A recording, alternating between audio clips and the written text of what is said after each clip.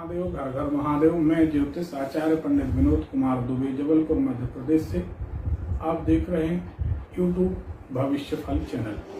हमारे इस भविष्य फल चैनल में आप रोजाना देखते हैं रात्रि में 8 से 9 बजे के बीच लाइव कार्यक्रम, जिसमें face to face video call पर आपसे चर्चा होती है। आप लोग यह सब जानते हैं। आज का विषय लेते हैं कि आपको धन लाभ कैसे हो, आपके व्यापार में गति कैसे आए, आपकी नौकरी में प्रगति कैसे हो। किसी भी तरीके से माध्यम कोई बने, रास्ता कोई बने, लेकिन आपके यहाँ धन आता रहे, यह आज का विषय है। सटीक, अनुभूत, प्रामाणिक प्रयोग है। इस प्रयोग को आप जरूर करिए। आप बहुत जल्द बड़े शानदार सकारात्मक परिणाम देखेंगे, जिससे आप चमत्कृत हो जाएंगे, हैरान हो जाएंगे। क्रिया कुछ ऐसी है जो चमगादड़ आपने देखे होंगे, जिससे चीन ने कहा था कोरोना फैला है। वह चमगादड़ एक पक्षी होता है। चमगादड़ की विशेषता यह होती है कि यह रात्रि में निकलता है, दिन में इसे दिखाई नहीं देता। उल्लू के जैसी इसकी अवस्था होती है। किसी भी पेड़ पर जाकर यह उल्टे लटक जाते हैं। यूं तो चमगादड़ का घर में घुसना बहुत अशुभ माना जाता है, खराब माना जाता है। चमगादड़ घर में आती है और बार बार यदि आपसे टकराने की कोशिश करे या आपके घर में दरवाजे पर बार बार टकराए, तो आप समझ जाइए निश्चित रूप से आप कोई मुसीबत में पड़ने वाले और आपके यहाँ बहुत धन हानि होने वाली। लेकिन इसी चमगादड़ के माध्यम से आपको बहुत धन लाभ हो सकता है। जैसे किसी भी जहरीली वस्तु को शुद्ध करके, शोध करके आयुर्वेद में औषधि बना दिया जाता है, ऐसे ही तंत्र में बहुत से ऐसे प्रयोग हैं। इसमें किसी तरह की जीव हिंसा नहीं है।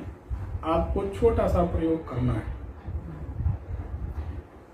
आप घर से भगवान से प्रार्थना करके, स्नान ध्यान करके निकलिए और यह खोजिए, देखिए कि किस वृक्ष में चमगादड़ लटकती है, किस पेड़ में चमगादड़ों का बसेरा है। चमगादड़ें अक्सर पेड़ में रहती हैं और दिन भर वह अपनी आवाज से चींची चींची करके कोलाहल करती रहती। बड़े आसानी से पकड़ में आ जाता है, समझ में आ जाता है कि चमगादड़ कहाँ रहती है। अब आपने देख लिया कि कोई आम का या कोई बड़ा वृक्ष है, इमली का वृक्ष है, इसमें चमगादड़ रहती है। अब करना क्या है, शनिवार को आपको सुबह बढ़िया दैनिक जो क्रियाओं से निवृत्त होकर जिस तरह आप करते हैं, स्नान करिए, भगवान का पूजन पाठ करिए और थोड़े से पीले चावल, हल्दी और चावल पीले कर लिए, हल्दी और चावल मिलाकर थोड़ा सा उसमें पानी मिला लिए। पीले चावल एक पुड़िया में रखे, छोटे से पैकेट में, और जाना है और उस पेड़ के नीचे आपको बैठना है, प्रार्थना करना है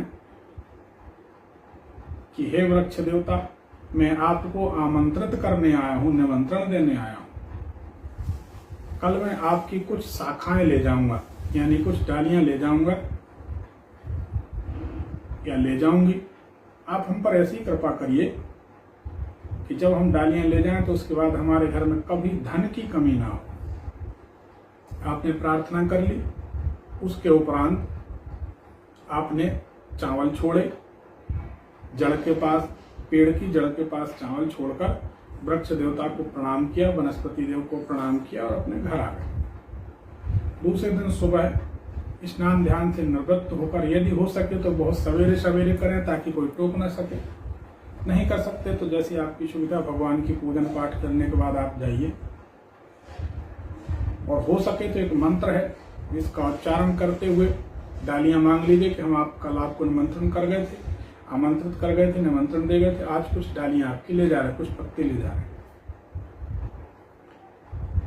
मंत्र बने तो अच्छा है। ओम नमः सर्वभूताधिपते ग्रस ग्रस सोसय सोसय भैरवी चाज्ञापयति स्वाहा। फिर से सुन लीजिए। ओम नमः सर्वभूताधिपते ग्रस ग्रस सोसय सोसय भैरवी चाज्ञापयति स्वाहा। इस मंत्र को कहते हुए शाखाएं तोड़ लें।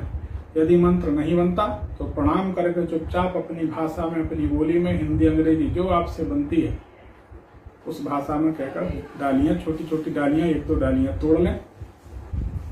उनको लाकर कुछ डाली कुछ पत्ते आप अपनी दुकान, व्यापारिक स्थल जहां पर आप धन रखते हैं उस तिजोरी में रख दीजिए, साफ करके, धूल धक्कड़ न रहे।